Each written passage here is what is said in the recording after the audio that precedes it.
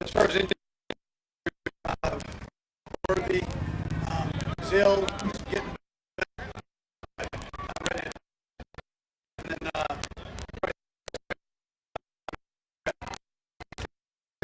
watch. Good, right? So that's a positive thing. Other than that, it was great. He did a long.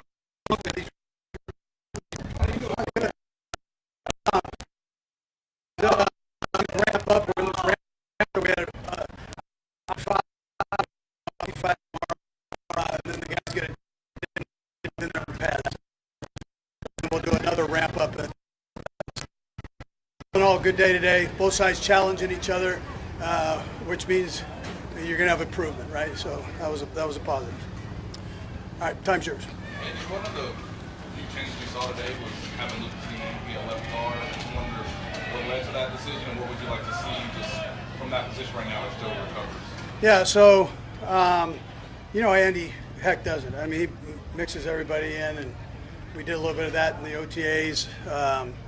And we asked the guys, listen, we're just going to play the five best. Doesn't really matter what position, so we're going to give you a chance at all of them.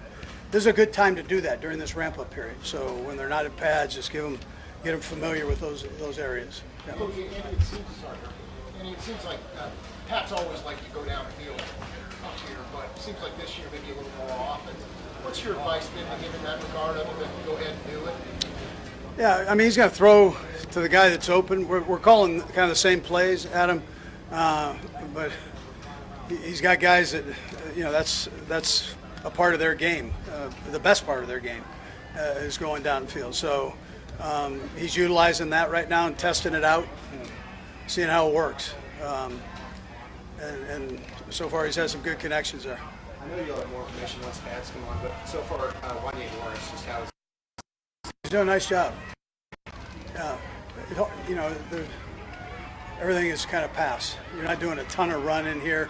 So, but for what we're asking him to do, he's doing a nice job.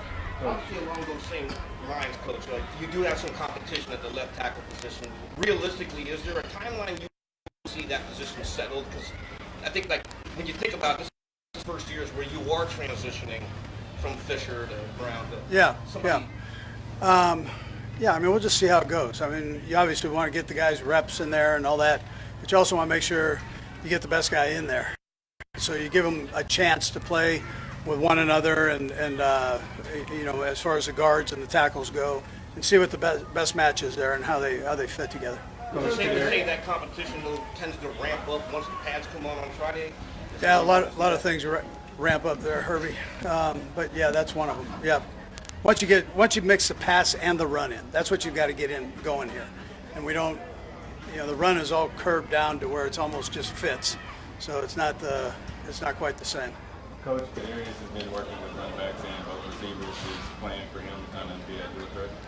Yeah, I think that's one of his strengths, is to be able to move him around. And he had some positive snaps for us at running back last year. And so I think he enjoys doing that.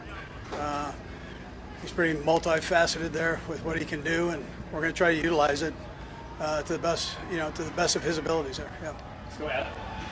Andy, the league and the Players Association talking about an 18-game schedule, and it looks like it's only a matter of time. What are your thoughts on an 18-game schedule? Yeah, I mean, listen, whatever they decide to do, they do. I don't have much of a say on it, Adam. So if it goes 18 games, it's going.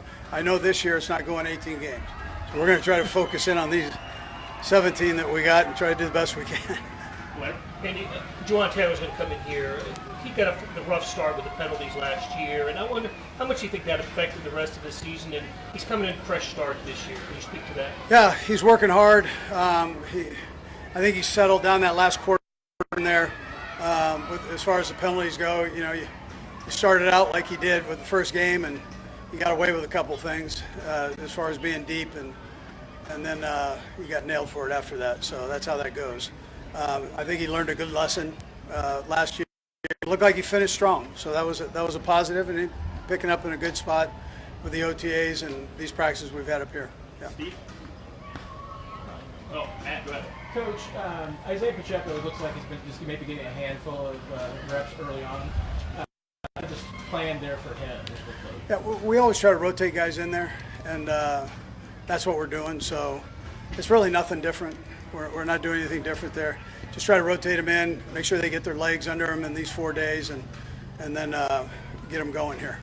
The last three, Pete, Steven, and then Jesse. Go Just a ahead. quick follow-up, Yeah. not a specific to Isaiah, but overall, how much is the metrics that you get now as far as the centers on the players and the data, and as far as, managing and backing them off when maybe their levels are not where, like Mike Frazier says that they should be? Yeah, so that's important.